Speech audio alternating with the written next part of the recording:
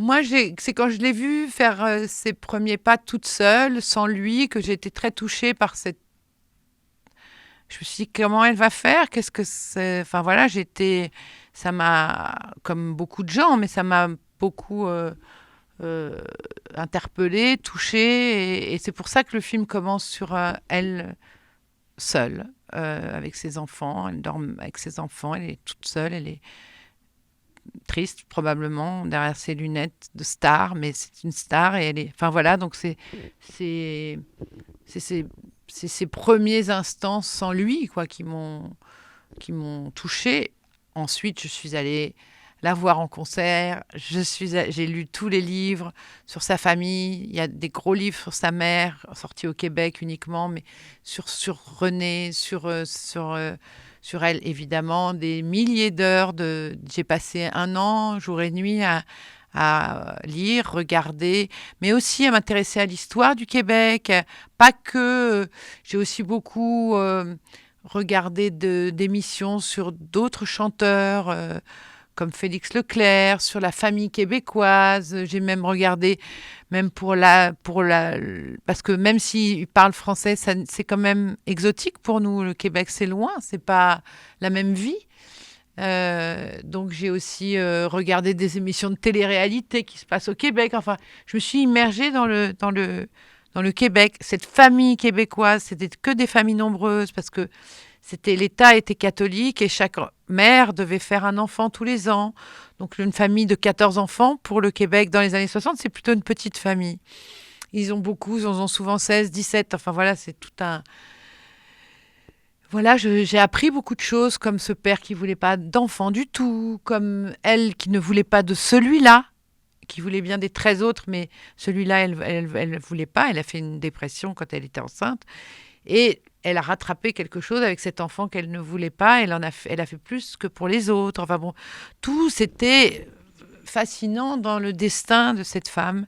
À la fois la différence entre l'enfance de son propre père, qui n'était pas, c'est pas si loin, et la vie de star, d'être perdue dans sa grande maison. Enfin voilà, il y a beaucoup de choses qui sont surprenantes et drôles et très intéressantes. Et le fait qu'elle ait jamais mis un pied dehors à Las Vegas aussi. Donc c'est pour ça que je la fais marcher dans la rue, parce que moi, quand j'arrive à Tokyo, à 5 heures du matin, je me réveille avec le décalage et je vais voir dans la rue et tout ce que je peux faire parce que je suis pas connue, mais elle ne peut pas.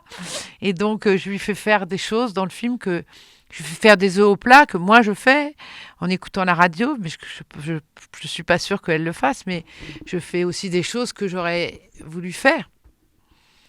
C'est un mélange entre des choses vraies et des choses qui sont dans mon imagination pour rendre l'histoire plus romantique parfois, plus fantaisiste, plus drôle. Voilà, c'est un mélange entre elle, un peu moi, parce que j'ai passé 30 ans de ma vie sur scène à faire des spectacles toute seule. Donc je connais la solitude en sortant de scène, je sais où ça coule quand on transpire, je sais les loges moches, les loges sont toujours moches, mais c'est pas grave, le spectacle c'est fait pour le public, donc voilà, il y a plein de choses comme ça de vie d'artiste que je connais à une toute petite échelle, parce que moi, mon maximum c'est des salles de 3000 places, mais elle joue dans des stades, pas moi, mais il y a des petites similitudes. Je viens d'une famille nombreuse, je viens de la campagne, mes parents étaient fermiers. Enfin bon, j'étais pas la plus jolie petite fille de l'école. Euh, euh, on se moquait un peu de moi. Enfin bon, il y a des choses comme ça qui sont euh, en commun, un peu.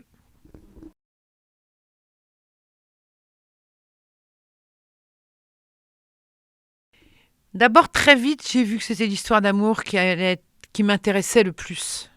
Donc c'est un film sur l'histoire d'amour. On ne voit pas ses compositeurs, on la voit pas beaucoup en studio, à part la première fois enregistrer ses chansons.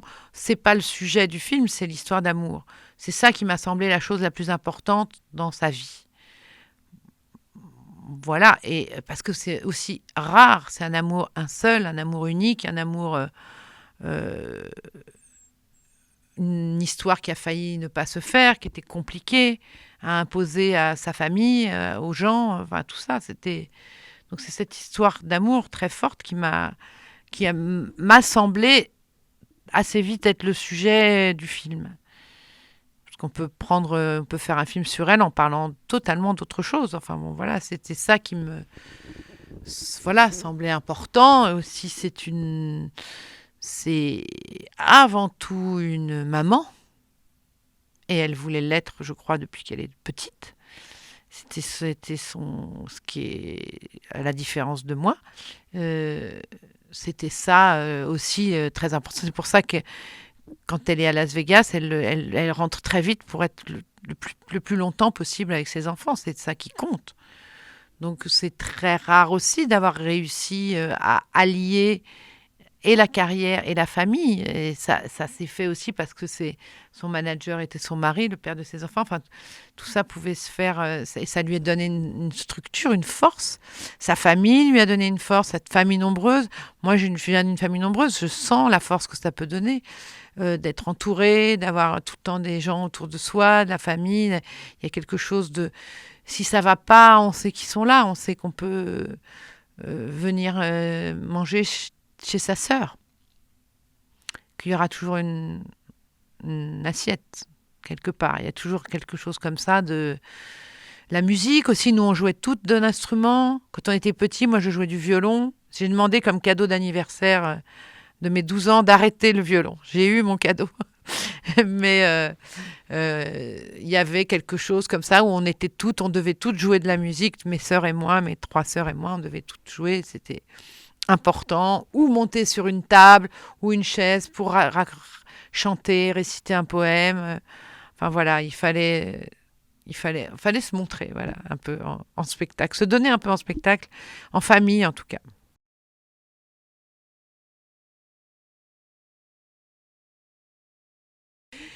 Moi, je fais des spectacles seule sur scène depuis longtemps et je joue toujours des enfants, parmi d'autres personnages, mais je ne peux pas faire un spectacle sans une enfant. Parfois, elle a 2 ans, parfois, elle a 7 ans, parfois, elle a 12 ans, 14, mais j'ai toujours fait.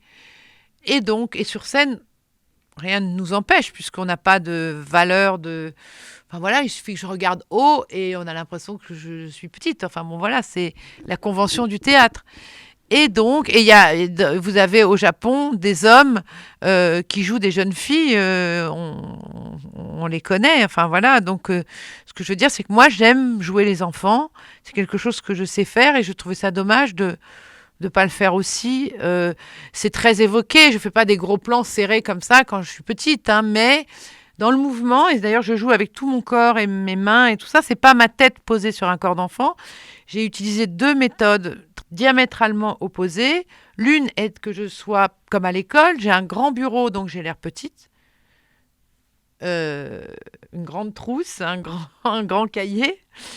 Donc des objets qui sont plus grands que moi, donc on a l'impression que je suis petite. Et aussi des effets spéciaux numériques très sophistiqués, où quand je suis avec des adultes, je leur parle un peu plus haut, eux me parlent un peu plus, me regardent là.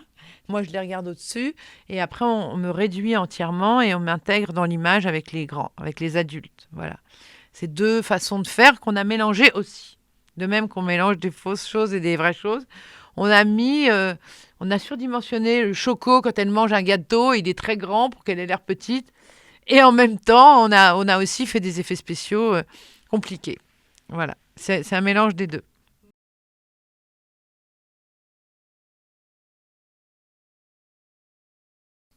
Alors moi, j'ai choisi les morceaux en fonction de son histoire d'amour. Les premières chansons, elle les chante pour sa mère. Ensuite, elle les chante pour lui. Elle ne sait pas si c'est de l'amour, de l'amitié. Après, beaucoup de compositeurs comme Jean-Jacques Goldman, Eddie Marnay ont écrit sur mesure pour elle, lui ont parlé ou ont beaucoup lu sur elle et lui ont fait des chansons sur mesure qui parlent tout à fait de sa vraie histoire d'amour. C'est des chansons qui parlent de ça. Donc, chaque chanson euh, je l'ai choisi en fonction, d'abord, il fallait faire avancer l'histoire, en fonction de son histoire d'amour, de son état. Voilà. Donc c'est comme ça que j'ai choisi les chansons. Après, j'ai voulu ne faire, parce qu'on a tourné au Québec, on a tourné en Espagne, on a tourné à Las Vegas, on a tourné dans 4 pays. Et moi, je n'aurais pas osé chanter devant des Québécois.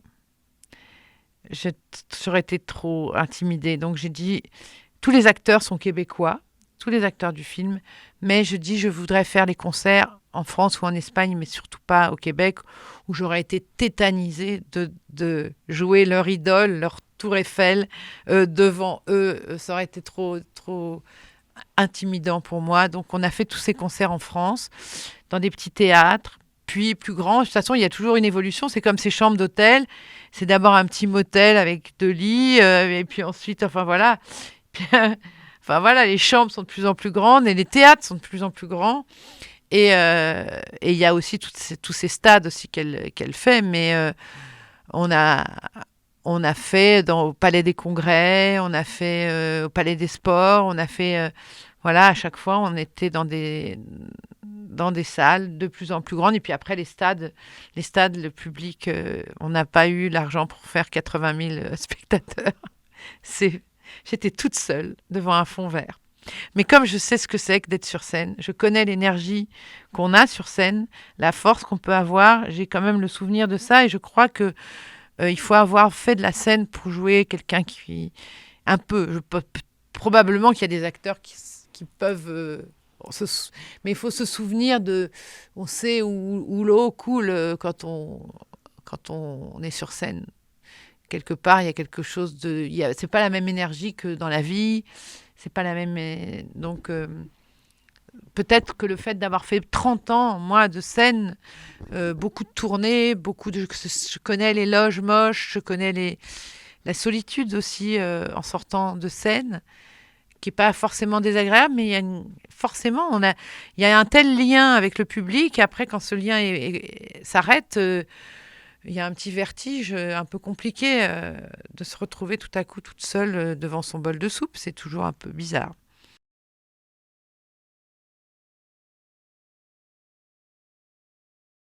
Malheureusement, je vous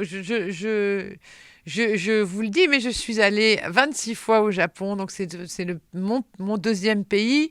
Et quand j'arrive à Narita, je suis à la maison. Moi, je suis chez moi. Je prends mes repas japonais presque tous les jours. Si je pouvais, ce serait midi et soir. Même le petit déjeuner, c'est du saumon.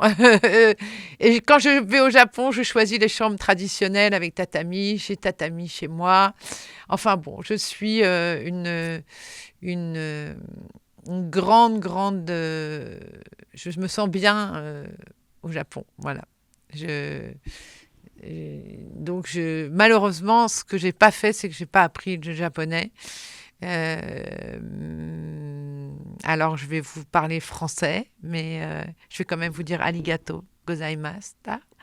Je vais quand même vous dire que je vous aime beaucoup, que je suis très fière que le film sorte au Japon, que je suis triste aussi de ne pas pouvoir être là parce que comme je viens toujours, c'est là, je me dis le film sort au Japon et je peux même pas être avec vous, donc je suis en pensée avec vous et merci encore de cette relation qui j'espère ne s'arrêtera pas.